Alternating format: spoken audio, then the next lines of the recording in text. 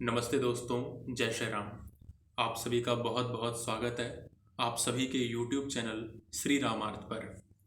मित्रों, आज की इस वीडियो में मैं आप सभी को रावण के एक ऐसे कर्म के बारे में बताऊंगा जिसे शायद आप लोगों ने नहीं सुना होगा। आप लोगों ने ये तो सुना ही होगा कि रावण ने सीता माता का हरण किया था, लेकिन आपने शायद ये नहीं सुना होगा कि रावण ने भगवान श्री राम की माता कौशल्या का भी हरण किया था, जिस समय भगवान श्री राम का अवतार नहीं हुआ था। तो इस हरण के बारे में, कौशल्या हरण के बारे में मैं आपको पूरी जानकारी दूंगा इस वीडियो में। तो आप इस वीडियो को अंत तक देखिएगा। कोशिश करूंगा कि वीडियो ज़्यादा लंबी ना बने। तो दोस्तों, बात क्या होती है कि रावण एक बारी ब्रह्मा जी से पूछता है कि मेरा वध किसके हाथों होगा।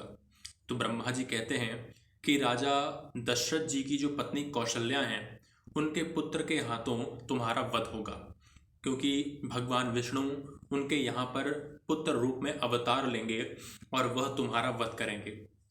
यह जानते ही रावण जाता है अयोध्या नगरी और राजा दशरथ से युद्ध करता है और उन्हें जो है सरयू नदी में उनके मंत्री सुमंत्र के साथ उन्हें फेंक देता है। दोस्तों, ये दोनों जो है एक नाव पर, टूटी हुई नाव पर जो है चढ़ जाते हैं और वहाँ से जो है थोड़ा अधमरी हालत में होते हैं और उस सरयू नदी से होते हुए गंगा नदी और गंगा नदी से होते हुए समुद्र में पहुँच जाते हैं। दोस्तों, उसके बाद रावण जाता है कौशल देश में और राजा कौशल को ये हरा देता है और कौशल्या जी का ये अपहरण कर लेता है। जब ये रास्ते में जाता है तो इसे डर लगता है कि कहीं देवता मेरे काम को बिगाड़ ना दे, तो ये माता कौशल्या को एक पेटी के अंदर, एक डब्बे के अंदर बंद कर देता है और समुद्र में एक तिमिंगल नाम की मत्स्य मछली होती है उसे दे देता है और कहता है कि मैं वापस आकर के इसे ले जाऊंगा। तब उस समय वो उस तिमिंगल नाम की मत्स्य को, उस पेटी को पकड़ा देता है और फिर लंका चला जाता है।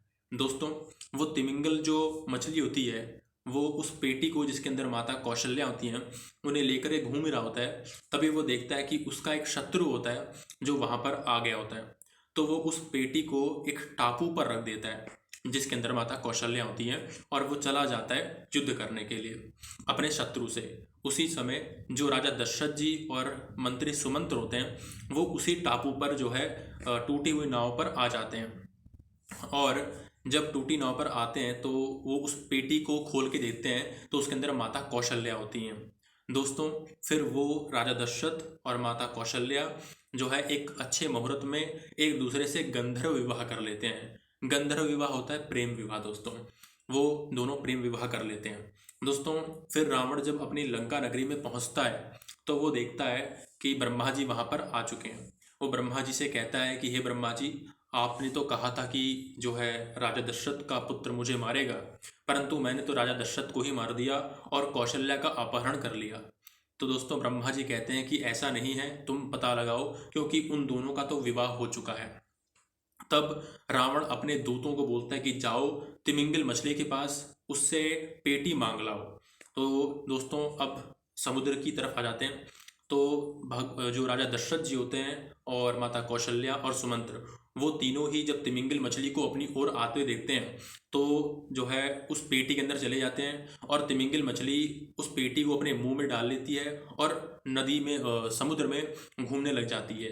तब राक्षस उसके पास आते हैं और उससे पेटी मांग लेते हैं और जैसे ही लंका नगरी में पेटी खुलती है ब्रह्मा जी के और रावण के सामने, तो उसके अंदर से तीनों निकल जाते हैं, जबकि रावण खाली माता कौशल्या को लेकर के आया हुआ होता है।